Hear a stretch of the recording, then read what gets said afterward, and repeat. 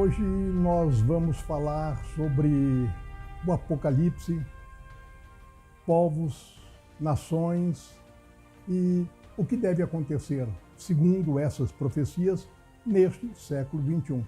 Nós tínhamos gravado um vídeo, que depois retomaremos, falando sobre as chaves que abrem os segredos. Hoje nós vamos falar do conjunto da obra. É denso, é pesado, é provocante. O Apocalipse é o quinto livro do Novo Testamento, escrito pelo apóstolo João Evangelista há 2000 anos. É um relato profético que abrange as diversas épocas da história da humanidade, a partir de Jesus até este século XXI. Repleto de alegorias e símbolos ocultos da cabala judaica que o tornam hermético e quase incompreensível. Em A Gênese, Kardec esclarece que as comunicações proféticas são antes advertências para que o homem retifique seu passo no caminho do bem. Também Paulo, o apóstolo, em sua epístola aos Tessalonicenses, que é 5, 20, 21, ele adverte: não desprezeis as profecias, examinai, porém, tudo e abraçai o que é bom. O mesmo Paulo, que em Coríntios nos esclarece, aspas, o cristianismo, sem o profetismo, seria um corpo sem alma. Se fecharmos a porta da comunicação com a esfera do mestre, como receber seus ensinos? Já pensaste no Cristo sem a ressurreição e sem intercâmbio com os discípulos? Lembremos-nos, depois de sepultado, ele ressuscitou no terceiro dia e apareceu a Maria Madalena, a Pedro, a mais de 500 de uma só vez, depois a Tiago, inclusive a ele, Paulo, às portas de Damasco. Diante do contexto histórico-cultural em que o Apocalipse foi escrito, o livro permite múltiplas interpretações, porque toda verdade é relativa. Acontece que as falsas interpretações procuram tomar ao pé da letra o que foi escrito num sentido figurado. Aspas, fim dos tempos, aspas, julgamento final, constitui o conteúdo mais importante das revelações. O mundo vive agora as horas derradeiras de um ciclo primário de evolução que se finda, caracterizado por provas e expiações. A partir deste século, a Terra será promovida à escola planetária ginasial, em que só serão matriculados alunos já libertos do comportamento típico da animalidade inferior. Será o novo ciclo de regeneração, como dizem os espíritas, ou era de aquário, como dizem os universalistas. Chegou a hora do vestibular. A avaliação seguirá os paradigmas traçados por Jesus quando concedeu praticamente 2000 anos para que vivêssemos segundo os ensinamentos registrados nos evangelhos. Tivemos tempo suficiente para edificar uma civilização universalista, fraterna, igualitária, amorosa, com liberdade e justiça. Agora seremos avaliados pelas escolhas que fizemos em séculos de oportunidades. Qual é a sua opinião? Nós, que somos os construtores da nossa própria evolução, do nosso próprio destino, aproveitamos ou desperdiçamos as múltiplas reencarnações que tivemos nos últimos 2000 anos? O mundo em que vivemos é consequência das nossas decisões no passado, quando fomos os protagonistas da história. Com o nosso livre-arbítrio, nós poderíamos alterar os contextos previstos por João Evangelista quando advertiu sobre o futuro. E o futuro chegou, é este século XXI. Agora é a hora da verdade. Ontem, como hoje, somos causa e efeito. Somos herdeiros de nós mesmos. Hoje, conversaremos sobre os acontecimentos previstos para este século XXI, envolvendo a atual civilização, a falência ética das igrejas, povos, nações, o fim de todas as ditaduras religiosas, políticas, sociais, a destruição de algumas principais cidades do planeta e a profunda transformação moral e geológica profetizada para a Terra. Em sua estrutura narrativa, João Evangelista usa o número 7 como símbolo de uma ideia de totalidade, de perfeição, de plenitude. Exemplo, 7 igrejas, 7 selos, 7 anjos, 7 taças da ira. O livro do Apocalipse segue a lei de causa e efeito e se encerra com o juízo final previsto para este século em andamento.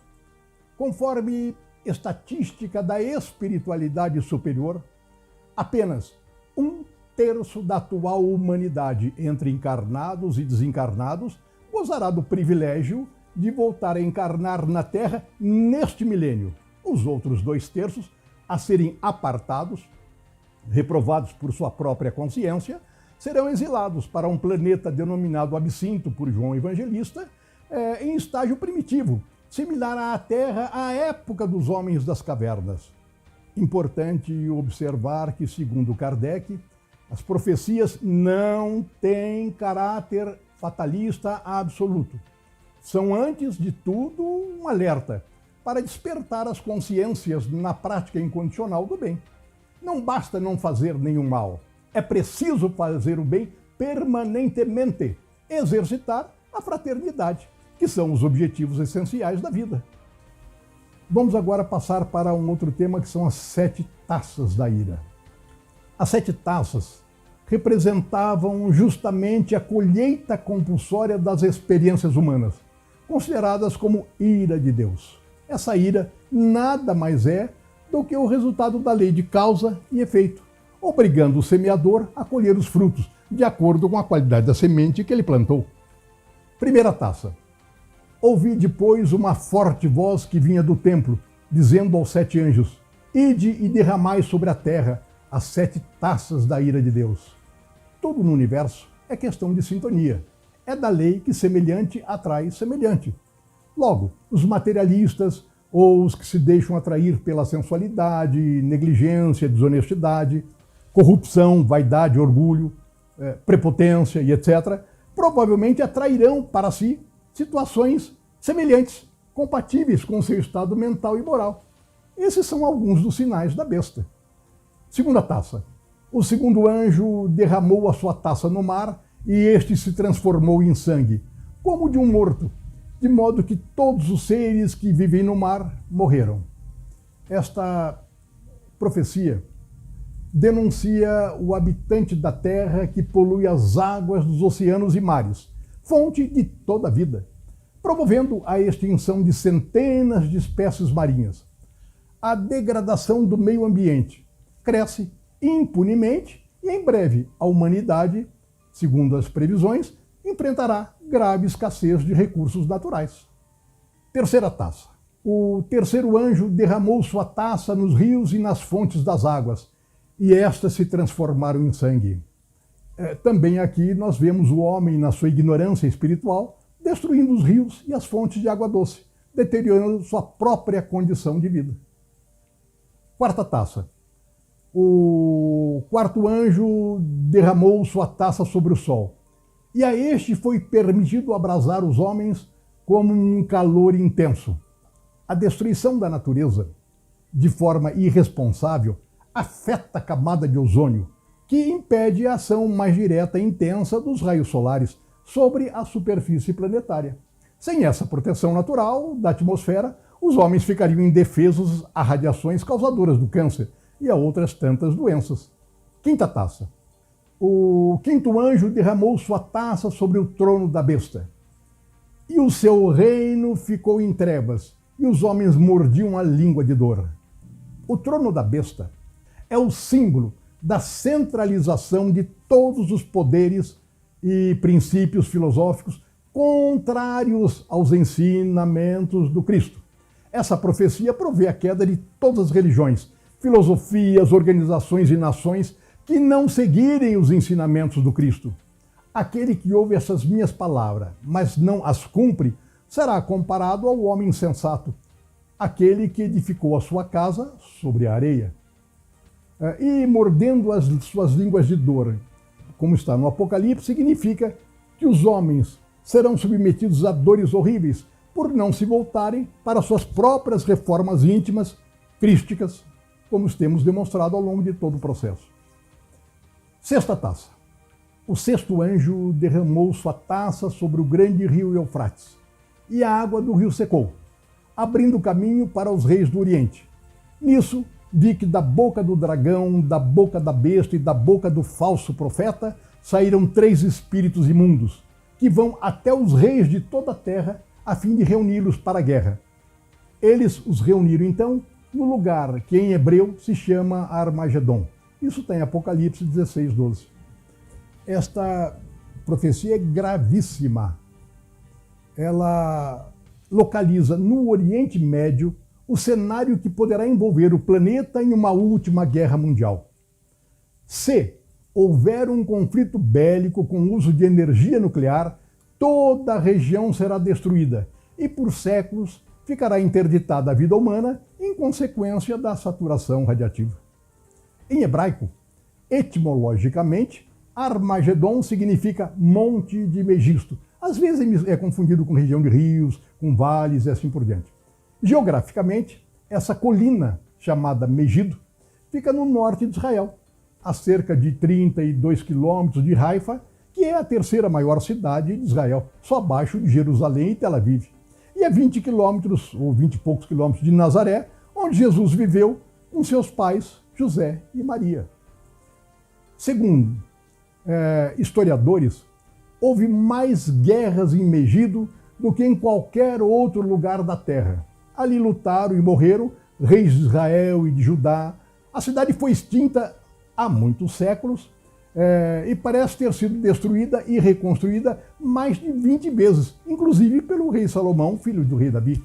Sua importância devia-se à sua localização num ponto estratégico, que permitia o controle de uma das mais importantes rotas militares e comerciais da antiguidade.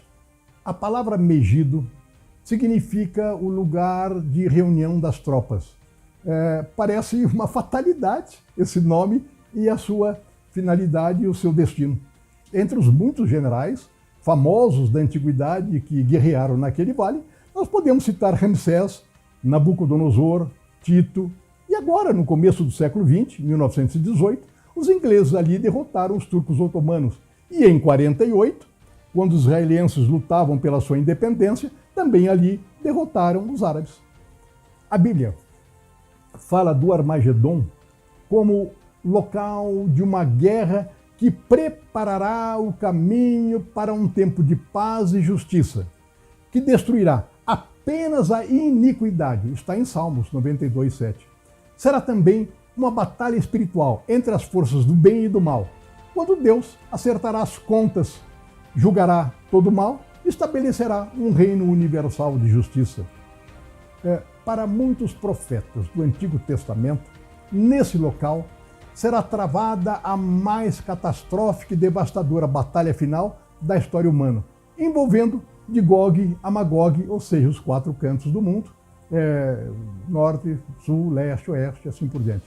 O livro de Daniel, ele refere-se a um reino na região antiga, né, da Média e da Pérsia, que irá atacar o povo santo, que naquela época era considerado o povo de Israel, naquela época, e destruirá a muitos que vivem em segurança. Essa antiga região da Média e da Pérsia compreende os atuais Irã, Iraque, Síria e Turquia.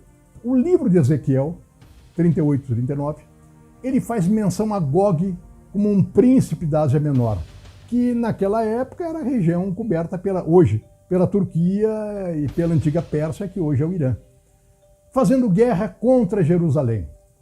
A guerra vem do norte, observem agora sempre, nós vamos do norte, do norte, do norte, isso está em quase todas as profecias. A guerra vem do norte, contendo sangue, chuvas, inundação, grandes pedras, fogo, enxofre e etc.